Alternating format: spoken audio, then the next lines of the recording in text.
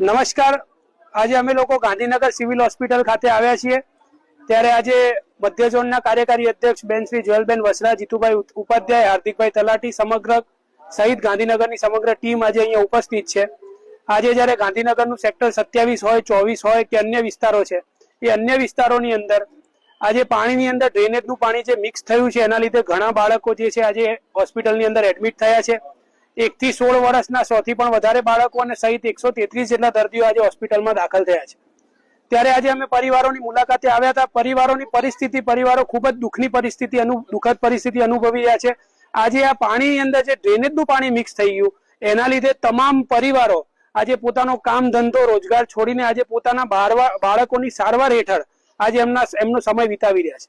આ ફક્ત પાણીની લાઈનની અંદર લીકેજ નથી, આ સરકારની સિસ્ટમની અંદર લીકેજ છે, એવું અમે જોયું છે.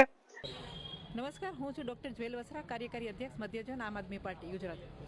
હવે આજે અમે લોકો આમ આદમી પાર્ટીના ડેલિગેશન સાથે હું આજે ગાંધીનગરની હોસ્પિટલમાં આવી છું. ત્યાં જે એક પાણીનો પ્રશ્ન થયો છે ને, પાણીથી ગંદા પાણીની લાઈન છે એ સારા પાણીમાં ગઈ અને એમાંથી 133 લોકોને દાખલ કરવામાં આવ્યા છે.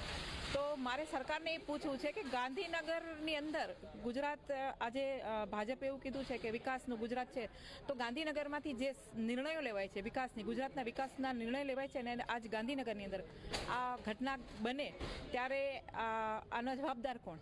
ગાંધીનગર કોર્પોરેશન છે કે કોણ છે? તો મારે એ પૂછવું છે કે ગાંધીનગરની અંદર જો આવા નિર્ણયો, સારા નિર્ણયો લેવાતા હોય ગુજરાતના વિકાસ માટેના, તો આજે જે બની ગયું છે તો એમના જવાબદાર કોણ? 2 દિવસ પહેલા જ્યારે મધ્યપ્રદેશમાં આ ઘટના ઘટી હતી અને ત્યારે એમને પૂછવામાં આવ્યું હતું, ત્યારે એમ કે હમકો ઘંટા બી ફર્ક નહીં પડતા. તો ઘંટા ફર્ક ના પડતા હોય તો પબ્લિકને પણ ઘંટા ફર્ક નથી પડતો. પબ્લિક પણ હવે જાગી ગઈ છે અને પબ્લિક પણ હવે આ બધી વસ્તુઓમાં ખૂબ સજાગ થઈ ગઈ છે કે કોનો વાંક છે અને કેવી રીતે છે. આજે જે લોકો પીડાઈ રહ્યા છે, જે 133 લોકો છે અને જે પીડાઈ રહ્યા છે, તો એ વાંક કોનો? આ લોકોનો વાંક છે કે પ્રશાસનનો વાંક છે?